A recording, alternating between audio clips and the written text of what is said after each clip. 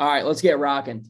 Coach, I really appreciate you coming on the show. Really excited about all the things that we'll dive into. Let's keep it consistent here. Let's start off. What are 3 things that you can express some gratitude for that you've experienced today? Yeah, to start off, really the relationships in my life, whether those be my family, a super close-knit family, and I never take that for granted. And professionally, the relationships that I've built since my playing career in the sport of lacrosse and beyond, I'm really grateful for those things. I'm grateful for accountability, that I've learned to be able to hold myself accountable in what I would like to think most situations. And I think with accountability, once you can hold yourself accountable, you then can start to hold others accountable and explain to them why that's important.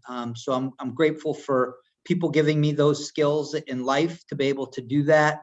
And health, that's probably the biggest thing. I've had some health issues over the years. I had open heart surgery when I was a kid. Yeah. And to be able to be a 49-year-old man, a father of 2 great kids, and a husband and a son and a brother and a friend to many, I'm really grateful for good health. So it's a great day. It is a great day. Those are some rock solid answers. I appreciate that. Going to accountability, and I've heard you speak about this before. I know it's one of the values of the culture that you've put in at the PLL Cannons, and then I think previously at the MLL. And it sounds like it's something kind of near and dear to you, maybe a personal value and philosophy. So the question that I wrote down, and I think there's going to be some similarities with the accountability piece, but like, what does it mean for you to win the day, right? I think a lot of coaches talking about, hey, let's win the day, right? And I know what it looks like for me in my routines and what my daily excellence looks like. And when I live up to it, I'm curious for you in your position as an athletic director, as a coach of a PLL team, running peak goalie, where you wear a lot of hats and lead a lot of people. What does winning the day look like for you? Right. 2 or 3 phone calls I have every morning, but before I get the day going on my ride into work, it is typically with my mother, one of my closest friends, Dan Citrone, who I went to high school and played college lacrosse with, and my coach, Keith Bugby at Springfield. We talk most mornings, and I think each of them says win the day in some way or another. And really what that means to me is being a great person throughout the day and just spreading positivity to others, being truthful, being respectful throughout the day. So when that day shuts down, how did you win that day? It was just leaving a positive effect on people, being truthful, as I said. And, if you can put your head on the pillow at the end of the day and say, that was a good day. I made a difference in people's lives. That's my goal literally every day, is just to try to make some sort of impact, bring some positivity, optimism out there on people that I surround myself with. That's great. I really love, I look at it as a strategy, those phone calls in the morning, right? And, mom, former coach, mentor, and a good friend, I think, and you kind of hit 3 different relationships there. What do you think that provides you each morning or most mornings when you make those calls? Because I love that strategy. I'm a big phone call guy. It's hard to almost put into words what that can do for you energetically. But if you were giving that advice to a player or for someone, be like, hey, if you want to mix it up a little bit, get your mind in the right space, who's a positive influence on you that you can call 3 times a week, right? What do you think that does for you as kind of starting your day off? Right. I think if you really dive into relationships and people that have been there for you and that you've been there for, I'm really blessed that I have a lot of caring, important people in my life. I don't speak to them every day, but I might speak to 1 or 2 of them, once every 3 weeks or once a month, but they know that you're there for them and vice versa. For me, it starts my day just giving me energy, man. And being like, all right, I got this day. I'm ready to rock and roll. I'm ready to win it. And everything else. So I think selfishly, that's what it provides me. And through those conversations, hopefully I give some of that energy to those people that I speak to early in the morning to get their day going as well. And it can be just random acts of kindness. Last week, I'm going through the drive-through at Dunkin' Donuts, and I don't go there often in the morning, but I was kind of craving a coffee. Mhm. And I drive up, get a large hot coffee with almond milk, and I go to pay, and the woman says, "Oh, you don't have to pay today." And long story short, I was like, boy, I pulled away. I said, thank you. And I just, honestly, I had a huge smile on my face, not because it was $3 that I saved. I could care less about that. But somebody who I don't know bought a cup of coffee. Yeah. And I got to work, and I was telling our football coach, Paul McGonigal at Endicott, the story. He said, oh yeah, the car ahead of you paid for it and paying it forward. I said, Coach, should I have paid for the car behind me? He's like, yeah. I felt awful the rest of the day. I didn't know if it was Dunkin' Donuts doing this or the car ahead of me. So this morning, I went and got a coffee at Dunkin' Donuts, and I said, you know what, I'm going to pay it forward. Hopefully I put a smile on somebody's face, and not because I saved them $5 or $10, whatever it was. But, somebody out there is looking after them and trying to make their day. So it's just trying to do things like that that I think are pretty cool. I couldn't agree more. I think that's extra cool. I had a small episode the other day talking about intentional kindness and talking about, those type of acts that you can do and building them into your just routine, whether it's, smiling at somebody, asking how they're doing, or paying it forward. I think it's a great strategy, and it affirms that, hearing that from you, and I really appreciate that.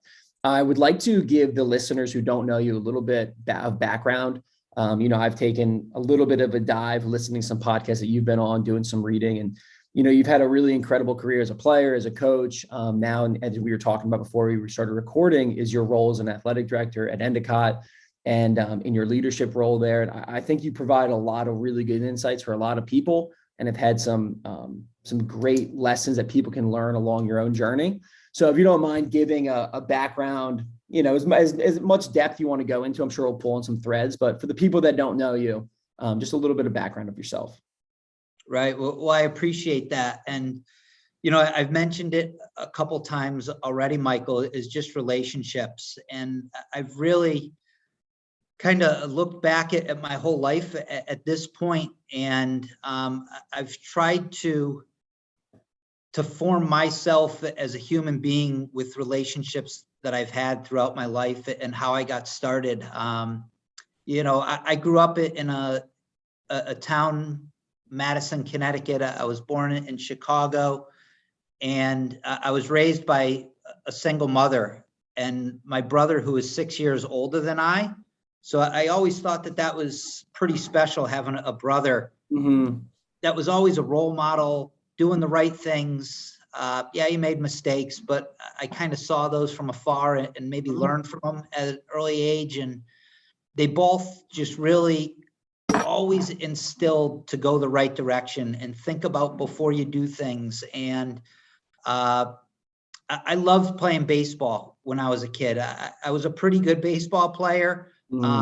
Probably a better baseball player than lacrosse player, but I switched over to lacrosse full time in 7th grade because of my brother. At that point he was going on to play in college. He played Division I lacrosse, and I was a midfielder from 1st grade to 7th grade, and he was a midfielder. And I said, boy, I could play goalie. And the reason I played goalie was at the age of 12, I had open heart surgery, and I was never a great runner. And I came back from that surgery, and that's at the point where my brother Brian was in college, and he just started shooting on me and kind of teaching me a little bit. And I think playing with guys that were 6 years older throughout my playing career really helped me to develop. It forced me to develop pretty quick as a player and that sort of thing. So that's how I really got into the sport of lacrosse. And then our family moved to Cheshire, Connecticut, where I'm so blessed to have a high school coach, Paul Adams, who's a dear friend of mine to this day. And he was a father figure for me. He was a mentor. He was a role model. he was somebody that I really looked up to. He was the epitome of a coach teacher. And he was a Springfield alum. And really my sophomore year in high school is when I was like, boy, I just love this game. And it was because of so much of his coaching and his positivity that I really even fell in love with the game of lacrosse, even more so. And we got talking, my junior year, and recruiting was much different then in 91 when I graduated. There wasn't these club teams and recruiting camps, but I started to go to a lot of clinics and camps, went to Peak Goalie, which was run by John Yeager, who became and is still a great mentor to me. And when I was finding out where to select to go to college, Michael, I was being recruited by some Division I schools. I didn't quite have the grades for some of those schools. And Coach Adams said, how about Springfield? They have a great coach, Keith Bugby. I'm a Springfield alum. I can make a call over there. I went to visit Springfield for the first time with my grandfather. And we took a picture on that visit. I took a picture of my grandfather in the stands at Springfield College. Long story short, I end up going there, and my love for the game even grew more then. I knew as a freshman in college I wanted to coach. I was an elementary ed major, didn't know what level. I was thinking teach elementary school like my high school coach high school. Had a good playing career. Some of my best friends to this day, guys that were in my wedding, guys that I've been in weddings that were on those teams. And I stayed on and coached at Springfield for a couple of years while there. And every day that I literally went to the practice field and played in a game, I would always look up to that spot in the bleachers where my grandfather was. He passed away my senior year in high school shortly after that visit. And again, somebody that was just always there for me, my mom's father. Sean, this is incredible. I got like 3 threads that I want to pull on because I think there's so much right here. I don't want to go over high school and college. There's a couple things that are so good, right? So one of them, and that's an amazing story, and we're absolutely going to come back to that because we have a similarity there with high school. All right, I got 2 questions. One, this is something I've been asking all my former players and people of different ages because I want to put it together in a video for my players. Okay, when you think back to playing in high school, what sticks out the most? What are the memories? Like when you just think back to playing in high school, what are the things that you've carried with you, through your journey? Yeah. The conversations with my coach, the bus rides, the time in the locker room. I look back at it now as a coach and I'm like, we goofed around quite a bit in the locker room, but when it was go time, like we were focused. Was fortunate enough to win a few championships in high school. And that's the product of the process and the journey. And that's what I remember most. I don't really remember those games vividly, but I remember the bus rides, going to some Final Fours with high school teammates, college Final Fours in Delaware. And those are the things we talk about now. Dan Citrone and I and a few other of my high school teammates that I'm tight with, it's not really the games, but it's those memories that we had. I love it. Excellent. And then with Coach Adams, how much, I can just tell by the way you're speaking of it, the impact that he's had on you. What are maybe some key themes or lessons that you can identify? And I'm sure you've reflected on it, like, oh, he told me this and I bought in that day. And now looking back in the rearview mirror, I've carried it with me and it has shaped me and it has helped me shape other people. What are some of the key things that you can now say, oh, with clarity, Coach Adams taught it to me and I implemented it and it's been a life changer? Yeah, it's a great question, but it's such an easy one for me to answer because I've carried on a few of those things literally my entire playing and coaching career in my everyday life. He was always respectful to us, never demeaning, never belittled us.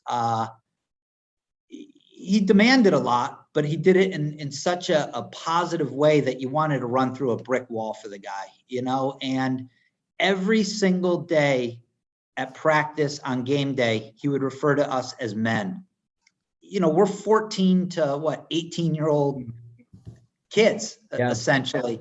But he used that word men, not boys, not kids, not children, men. And that's the way he wanted us to act and respond, right?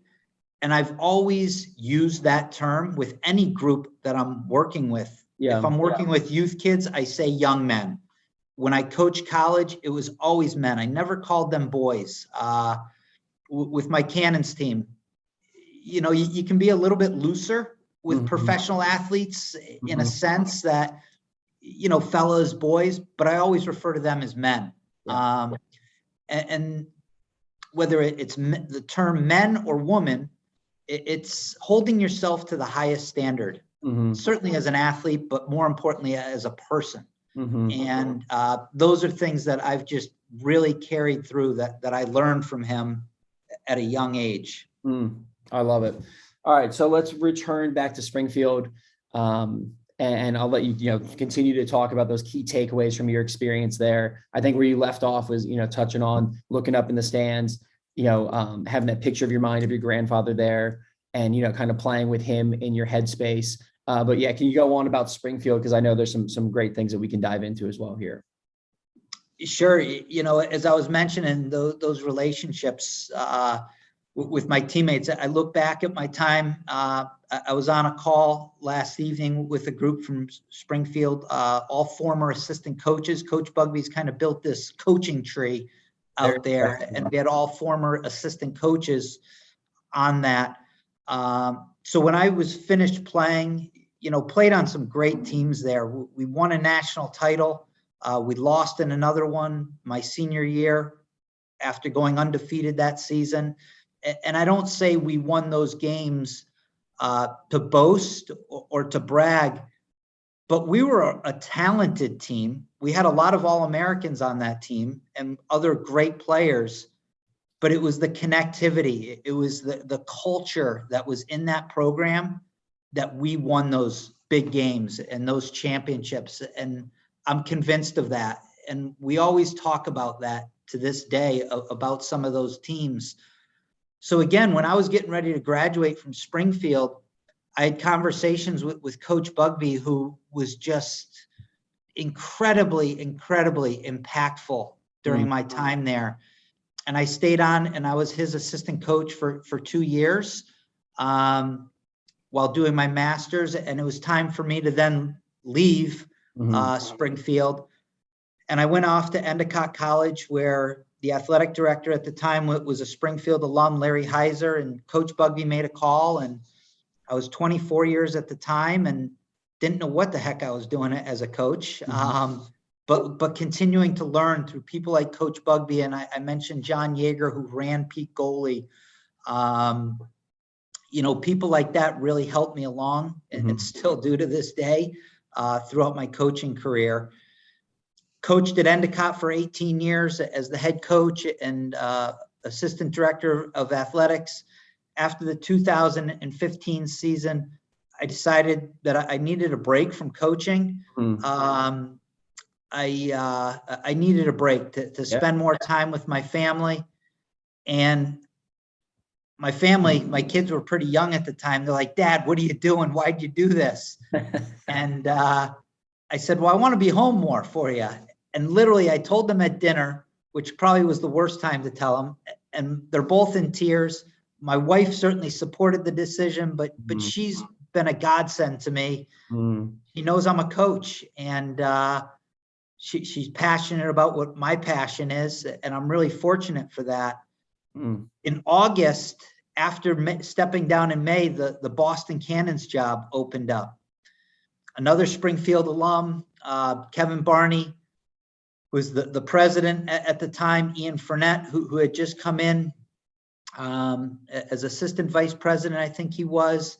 I had a cup of coffee with them, and I became the Cannons head coach in August. So it was a short-lived kind of exit from coaching. And now I've been coaching professionally for 7 years. And it's been one of the most rewarding experiences throughout my career. I love it. I want to go back. We're definitely going to talk about professional coaching and Endicott. I want to go back to your little bit of playing career at Springfield, because we have a similarity.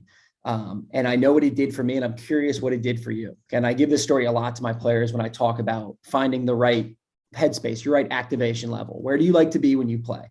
So in high school, I thought I had to be this extra alpha aggressive defender and listen to Metallica in the locker room and like come out and be barking at guys. And I would get penalties. I would, throw the ball away in the clear. And I was just trying too hard. And then in college, the coaches said to me, hey, you got to be more consistent. So I started being consistent by having a pregame routine and a ritual. And what it was for me was I'd jog out to the field, I'd take a knee, and I'd rub the turf, I'd pat the turf. And then I would think about my grandparents who never got to see me play lacrosse. They passed before I switched over to lacrosse. And I would just think about how much they would love to watch me play, and that they do get to watch me play because I'm stepping onto the field, and that they're going to watch me at this practice and game. And that put me into this sweet spot where it just meant more, but it took the pressure off in a way. And then I had a really strong career, and I was really consistent. That was probably the best part of my game. And I just share that because that similarity, what you said about you looking up and seeing your grandfather in the stands there. So what do you think, that kind of did for you as a player? Because you went and you had a great career at Springfield. Is there anything specific you can look back on and be like, man, you know what, that was a bit of like a little pregame routine and it put me into this space? Yeah, I don't, it's a great question. And I love hearing that story from you. I look back at it now, and I somewhat understood it when I was there, but as a freshman, and this happens with so many student athletes, right? You go from being the big fish or the big dog in high school, a captain, accolades, and you get to freshman year in college, and it's a different level. I played 3 minutes my freshman year, and I was like, but I'm a great goalie. Why aren't I playing? But I had some better goalies that were ahead of me. And I kind of understood it, but not fully at the time. And I ended up getting maybe earning the starting spot my sophomore year. And it goes back to what you're talking about, certainly having people support you throughout the career. But my first start, we're playing out in Colorado against the Air Force Academy. And I literally let the first 4 shots in the game. And I was like, holy cow, I've been waiting for this spot. I think I've been training hard. I've kept a positive attitude, and I'm about to blow this. I'm about to blow it. And I said, just make the next save. Just make the next save. And letting those first 4 shots in, we lost the game by 1 or 2 goals. Can't remember exactly. But that was probably failure and hitting a wall of adversity that helped me throughout the rest of my college playing career. Yep. Because I use that term, make the next save, Sean, just make the next save. Yep. And I've always put a lot of pressure on myself to reach greatness, whether it be as a player or as a coach. Like, fear of failure drives me to success.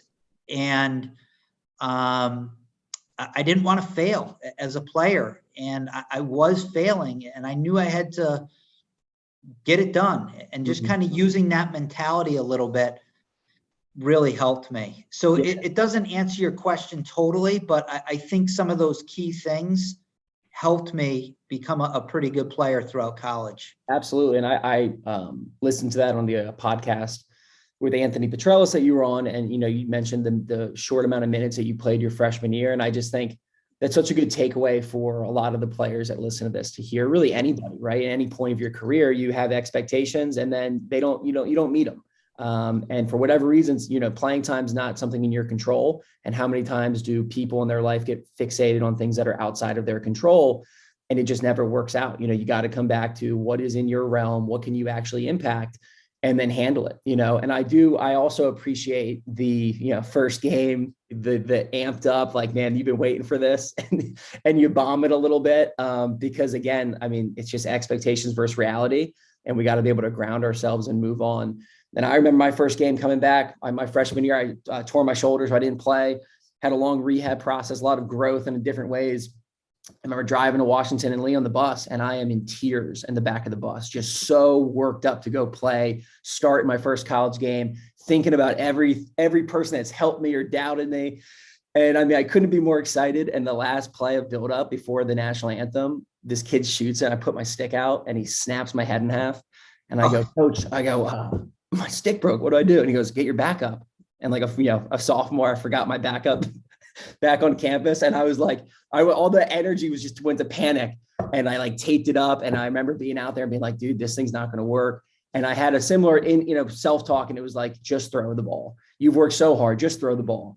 And luckily I threw a good outlet on the first, series. And I was like, all right, we're good to go. But I do remember that feeling. I always thought it was so funny.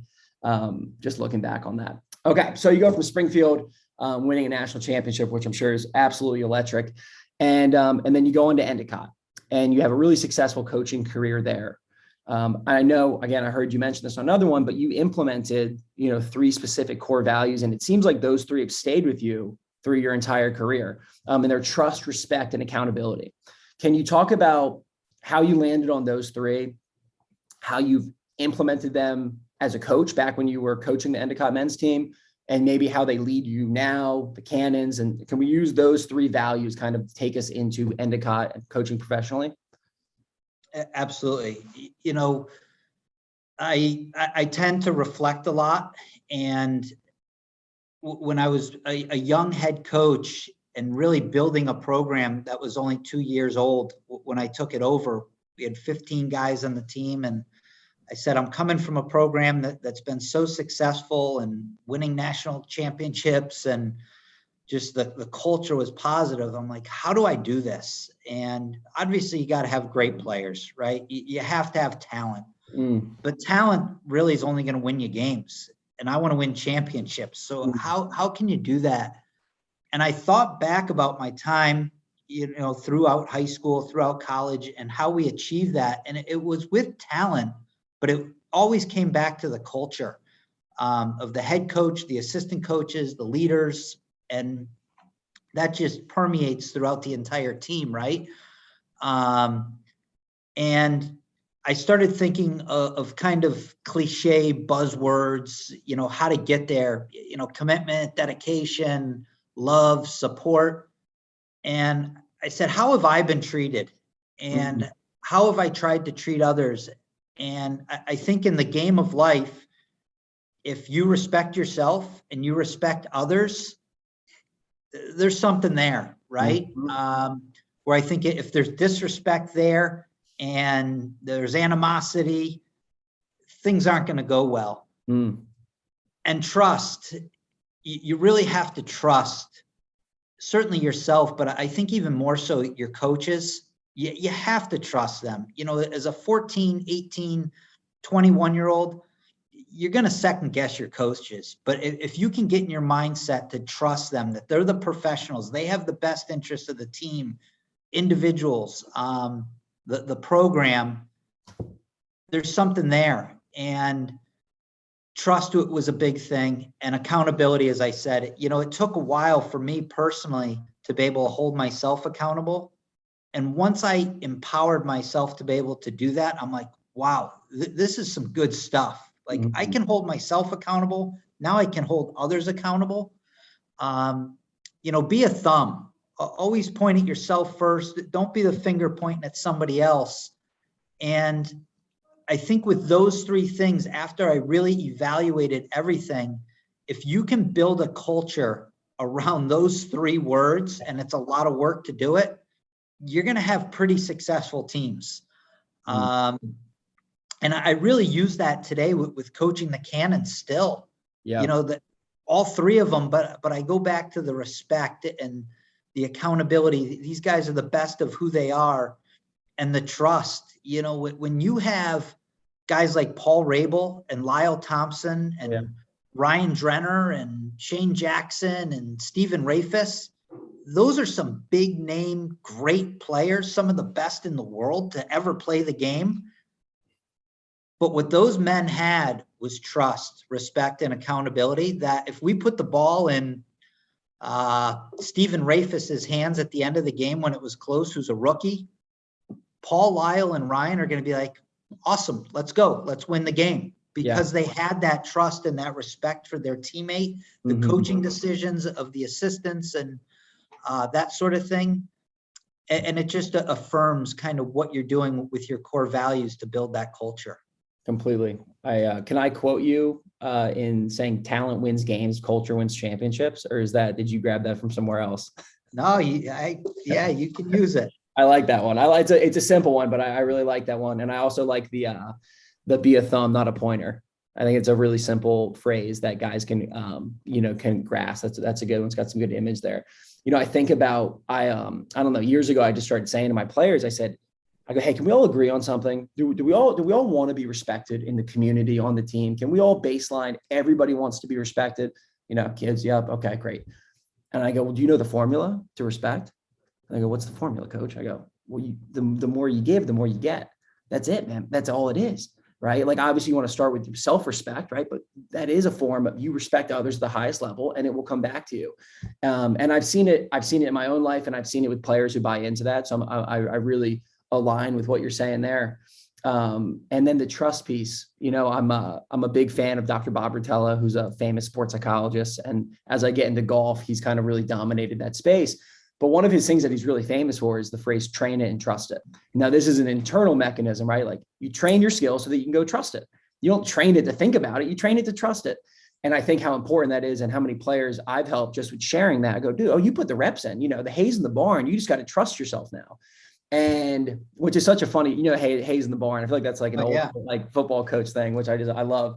I would always tell that to kids too. I go, you ever heard hay's in the barn? And they're like, no, what's it mean? I go, I don't really fully know, but all these old coaches used to say, and I love it.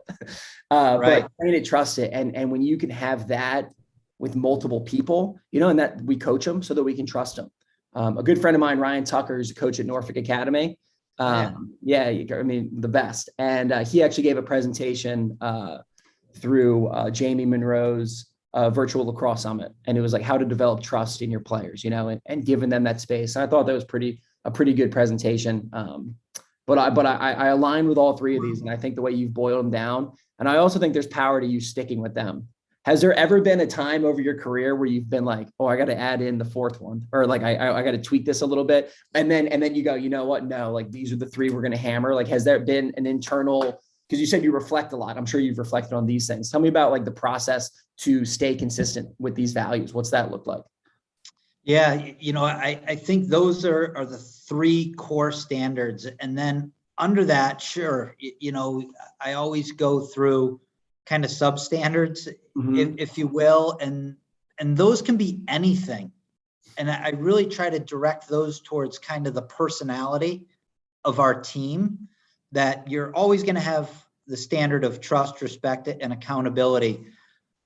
But maybe there's a season where you're feeling the team's not quite as committed as you want them to be. And you hone in on that commitment and what commitment looks like. Sure.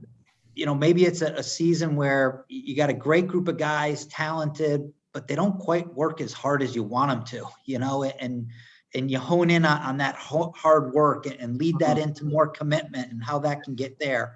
I always talk about the journey of a team, never looking too far ahead of, all right, fine. The goal is to win a championship. Like, who doesn't start a season by saying we don't want to win a championship? Even if you went 0-15 the previous year, it's like, let's win a championship. I like it. I don't always know if I believe it, because it's the journey that's going to get you to the end result. And it's going to it's going to take care of itself at the end of the day. Right. Completely. Yeah. I know Coach Thompson at CNU, I had him on a while ago, and we talked about that, like only one team wins that championship at the end of the year. And if we don't make the experience and the journey something memorable and purpose-filled so that these student athletes can extract things for the rest of their life, we're really missing the boat, So I think going into it with the obvious goal of we're trying to achieve excellence and do our absolute best and get here, and that makes it fun. But yeah, I think the journey is a great way to approach that. Speaking about the cannons, one of the questions that I wrote down, I think as coaches, we're in the role of teacher a lot, but I mean, I'm sure you have. I've learned a ton from my players, and they're like, I mean, I learn from them every day. I'm trying to at least. What are some things? Let's go one at a time. Let's go Lyle first. What's something that you can hone in on that you've learned from coaching Lyle, from watching him, being around him so far with the Cannons?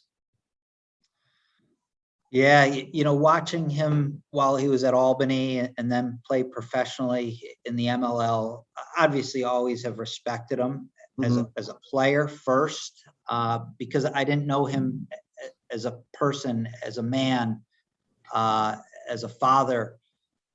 And having gotten to know Lyle exceptionally well this year, he's incredibly humble.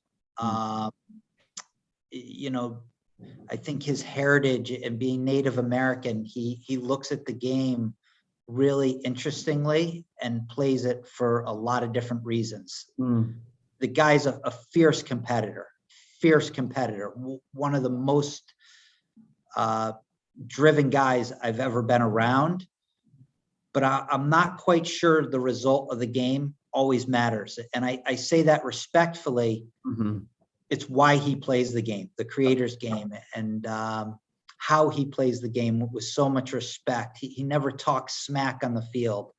If he gets a brutal slash or, getting pounded, never retaliates. Yeah. He plays the game with a lot of craft. And I come back to that word humble. He's one of our captains, and just a tremendous gentleman, really is. Amazing. What about Paul Rabel? Yes, similarly, Paul, obviously, one of the biggest names, if not maybe the biggest name to come through lacrosse. You talk about people like Jim Brown and the Gates and Millens and so many great people. I don't think you can ever put your thumb on, oh, this guy or that guy or this woman or that woman is the best player of all time. Never coached Paul. When he was playing in the MLL and I was coaching in Boston, we'd shake hands at the end of the game, always very cordial, maybe a word after, but not much. And again, I followed his career so closely, what he's done in the PLL now as a co-founder. When we were building this Cannons team from scratch in an ultra competitive league, I knew we needed a culture that was going to be some experience with veterans, some with middle guys that have been around for a couple of years, and then some youth of rookies, right, through the drafts and that sort of thing. And I looked at Paul and I said, here's a guy who has won championships at every level, national championships, professional and international on Team USA. He's worldly respected. I want to have a conversation with this guy and see if I can get him to come over to the Cannons. And I pursued it pretty heavily with Coach Rubier with the Atlas. And he's like, well, I don't know, if I want to trade him. And ultimately, it's probably up to the player, right? Yeah. So I asked Coach Rubier if we could speak, and I had a couple conversations with Paul and told him exactly why I wanted to do this and what his role would be on the team as a veteran player, as somebody that was winding down his career, has battled injuries and everything else. My staff, Sean Kerwin and John Kopacki, and I talked about it a lot, about what that role would be. And Paul was 100% on board, obviously. The history speaks of it now with him playing for us. And what I've come to understand about Paul, just in one short year, he and I built a pretty amazing relationship, really incredible, and somewhat centered around those core standards, not so much accountability, but really a lot of trust and respect for one another and understanding of one another. And he was an unbelievable captain for us this year and really led this team to getting into the playoffs as an expansion team, which you look across the spectrum of any professional sports league. Yeah. when an expansion team can get into the playoffs, I don't know too many that have in year one. And a lot of that was driven by Paul and his leadership. So it's been great. You know, he's retired now from playing. Yeah. But I've assured him that he'll be in some of our team meetings and, you know, just to continue on with being a legacy of the Cannons from him being drafted right out of college, out of Johns Hopkins, from the Boston Cannons to finishing his career as a professional athlete playing for the Cannons Lacrosse Club in the PLL. So yeah, really cool.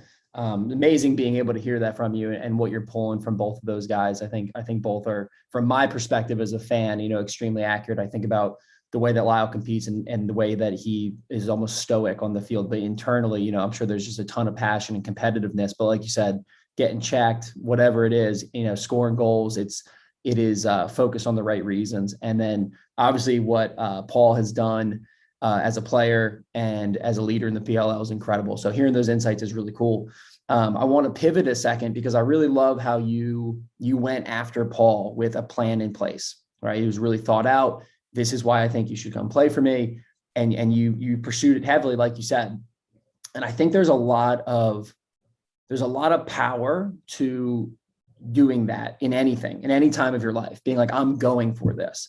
And the thing that I wanted to come back to is, you know, it seems like you pursued a career in coaching and leadership and influencing others in a positive way. And I'm sure even now for people that are just getting out of college, I think the coaching field is solidified and there's a good path there, but it still turns people away, right? There's like people come out and they go, I would like to pursue it, but I don't know if the security's there and different things. And I'm sure when you graduated, I think 95, 96, like I'm sure the coaching career was much, you know, wasn't nearly as clear as it is now. So can you talk about what it means to you to be doing what you love and you're passionate about and chasing that passion? Because one of the things I want the players that I work with to hear, I want them to hear from more people that have spent their careers or in their beginning of careers pursuing what they're passionate about. So can you kind of talk about that decision to go for what you love? Absolutely. I appreciate that. It's so much of it comes down to a mindset that I'm so internally driven that I really believe, and also being realistic at the same time, that if I surround myself with really good people, we can achieve whatever we want to achieve. There is no. There is I can't. There is no I can't. I was willing, and I learned this from some others, that if you want to, whatever profession there is or whatever you want to achieve, you have to be willing to, take some risks. You have to be willing to pay your dues. And what I mean by that is you can't look at, I want to be a coach and make $500,000.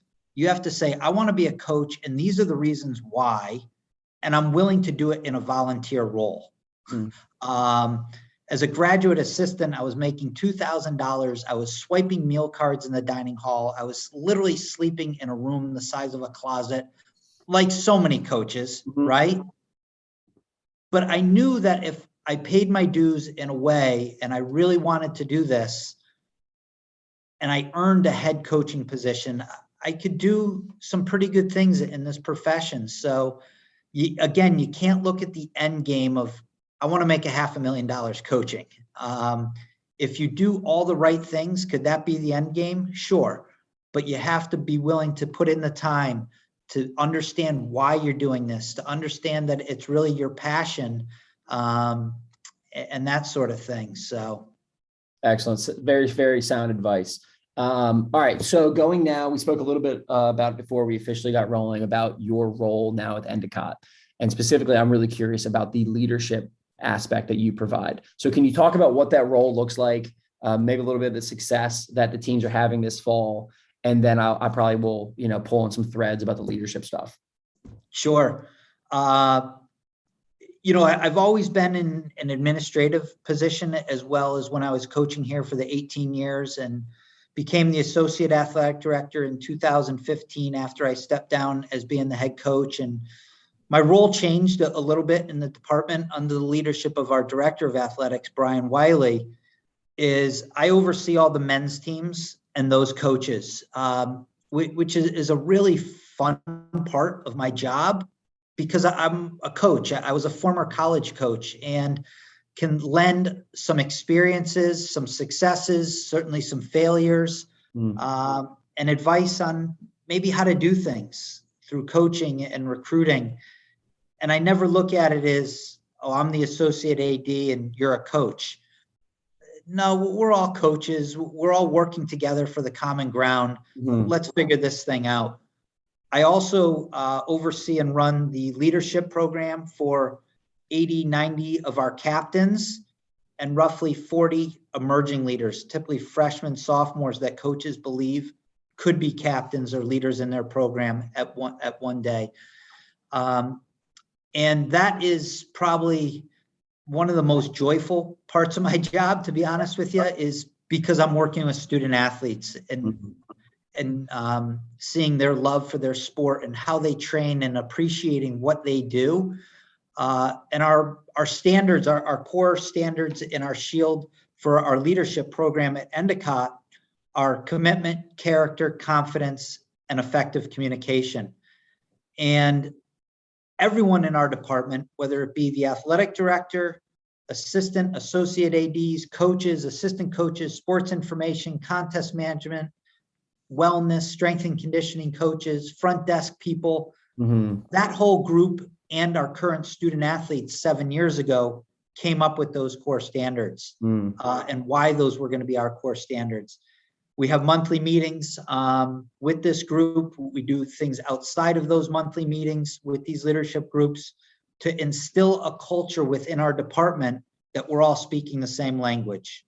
And they can go back to their teams and permeate what is going on with leadership and building leaders. And we've talked about that culture piece, right? Of our 22 varsity club teams here, I know our athletic director and president and everyone at the college could be not more proud of how we represent ourselves as student athletes and as teams. And we'd like to think that leadership is a big part of that. Do they make mistakes? Every single day, just like every other student athlete, right? But we learn from those things and always go back to those core standards. So although a little bit different, Michael, those core standards from my own as a coach, I kind of draw off different things and how they relate to the student athletes and coaches in our department. Sure, man. I would love to be a fly on the wall at some of these sessions. I might have to come up if you'd allow me to sit in. I think it just sounds like such an environment, so let's put this one in perspective. Let's say, back in 2012, I know that if this was an opportunity for me to do at my school, I would have gone in and said to you, hey, I want to be the greatest leader possible, and I want to help this team build a championship culture. So let's, what would you say to me, or to a student that comes into your office today and says, I want to be the best leader and I got 4 years ahead of me and I want to, leave this place better than I found it. What's day one advice? What's a couple nuggets that, the players that listen to this can go, okay, I can start implementing these leadership skills today? Yeah, it's interesting because I love that question, Michael. And I've done this as a coach, right? But now my son, Caden, is a freshman at St. John's University playing lacrosse for Coach Miller and his staff. And my daughter's still in high school. She's a junior. So I have this experience as a coach, right? But I also have experience as a parent. And how do you lend advice to your own kids and to student athletes? And to answer your question, and I've said this to my own son, who's a freshman, right? Like other student athletes that we're referring to, is how do you become a leader? And I think at first it's sitting back a little bit, not sitting back on your heels, but sitting back a little bit and evaluating the environment that you're in, right? And taking that environment in, taking what the culture is currently, what is it? And as a freshman or as at any level, whether it be high school, college, or a first year pro, you can't go in and pound your chest and be rah, rah. And people are going to look around and say, all right, who is this person, right? sit back and evaluate a little bit, but then learn how to use your voice. I think that that's so critical to building your own confidence, is having a voice and learning how to use that. And I think starting off with individual conversations on a team, as a goalie, talking to your defensemen, understanding them, having them understand you, then with midfielders, with attackmen, and then ultimately communicating through a whole team. Not always speaking, but listening. Listening is such an important part of that growth and that communication, to sit back and evaluate. Just by listening, you learn so much. And from there, you continue to grow as a leader and become more of a voice and speak when you need to. I've never been a leader where I feel I need to speak all the time. Ask my coaches at the Cannons. I give them a voice to do their job. That's why I've hired them. I'll speak when I need to. And sometimes I won't say been criticized by some, but some have said, you need to lead more. You need to speak more. Well, do I? I do it in ways that I, feel comfortable, and when appropriate, we'll let others speak, and that sort of thing. I think that's an absolute strength. And that is an incredible answer. And I think, I know that people will, anybody looking to enhance a culture that they're a part of, that's a great place to start. Sit back on your heels, evaluate, explain to me what it looks like right now from the inside. Who are the leaders? What makes them the best? What makes those guys a negative influence?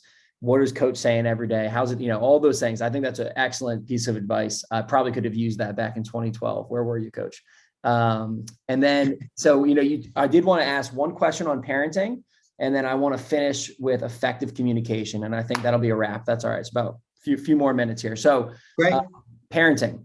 So both your son and daughter are both goalies, correct? Correct. Okay. So they're playing the position that you excelled at, the position that you teach. You're a coach. Your son's playing college. I'm assuming your daughter is maybe on a similar path, if that's what she wants to pursue. What's some general parenting advice, because this is something that comes up all the time in youth sports. Maybe it's harder to navigate for some dads who excelled, whether it was at lacrosse or another sport. And, I just see it all the time. And I was at a tournament the other weekend, and, you get a mix of things. And I think the more advice in this area, the better, because it's talked about, but it's still not fully clear, I think, for a lot of parents. And again, it's their own relationship with their own child. But what are some things that you can say, my son's now in college, he's on his own in a lot of ways. This is one thing that I know that I implemented, the car ride home, this, that, and the other, and it's worked. So what's some general parenting advice that you have? Yeah, I think, what we tried to do with both of our kids at a young age is expose them to as many opportunities as possible. So certainly, we're talking sports, whether it be fall sports, winter sports, spring sports. Both of my kids pretty much played everything growing up.